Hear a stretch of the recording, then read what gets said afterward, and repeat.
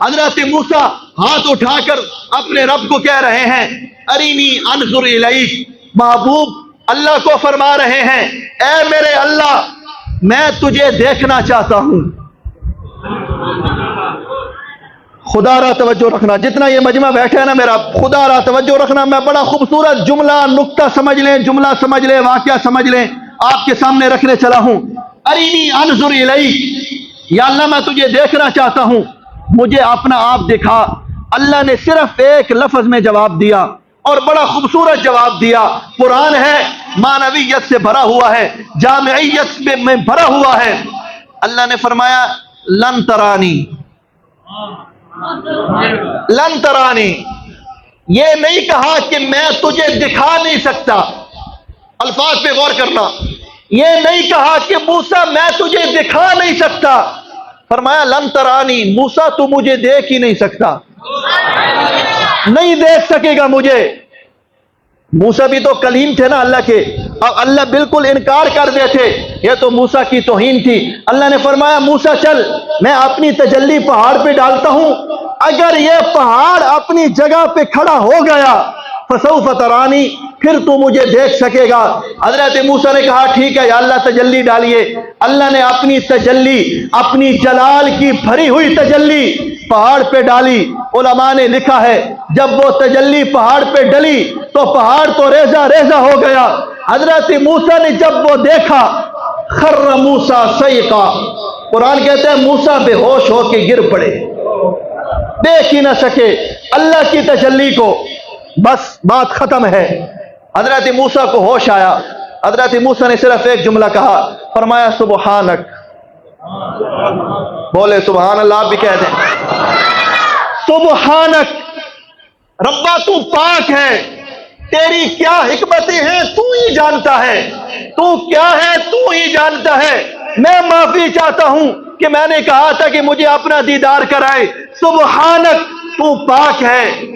اب اللہ نے حضرت موسیٰ کی اس درخواست کو اس وقت تو قبول نہیں کیا کہ کہا موسیٰ تو مجھے نہیں دیکھ سکے گا، لیکن اللہ نے یہ درخواست قبول کی ہے۔ میں بتاتا ہوں، ایک یہاں پر موسیٰ نے کہا سبحانک کہ ربا تو پاک ہے، 15واں پارہ جب میرے نبی کی رب نے تعریف کی اور معراج شروع کی، معراج کا واقعہ بیان کیا تو رب نے شروع ہی کی سبحانہ۔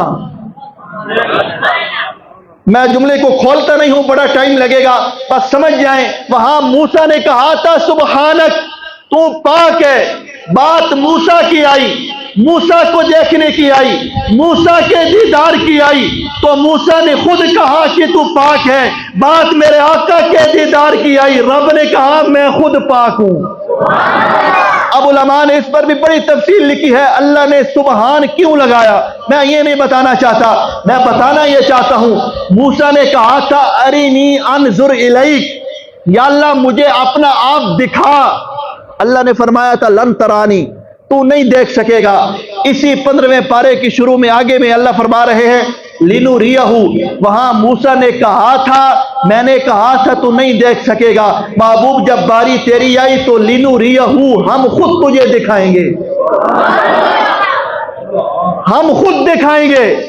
اللہ نے دکھایا میرے نبی کو اپنا چہرہ اور اپنا وہ جو جمال اور جلال تھا۔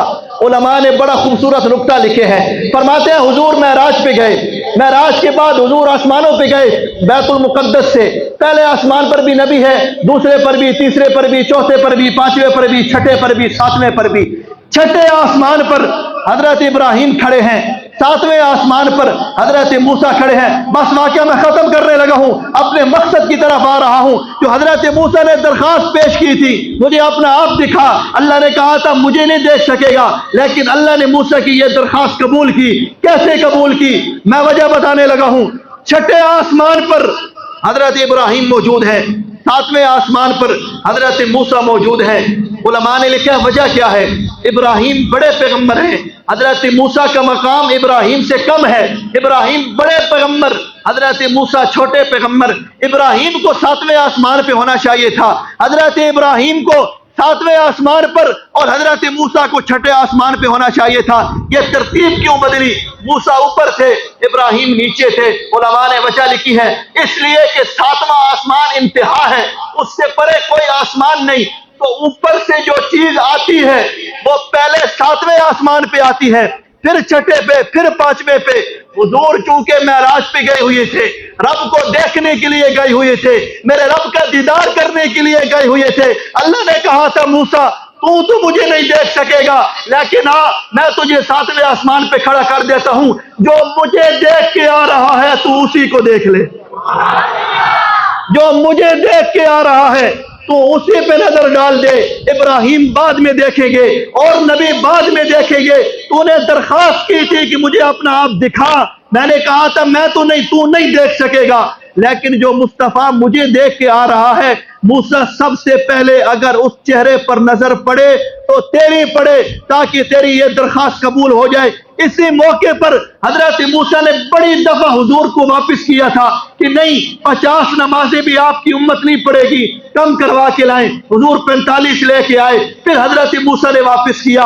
हुजूर 40 लेके आए, फिर हजरत मूसा ने वापस किया। उलमा ने यहाँ पर भी नुक्ता लिखा है कि हजरत मूसा ये बार बार हुजूर को आसमानों की तरफ क्यों भेज रहे थे?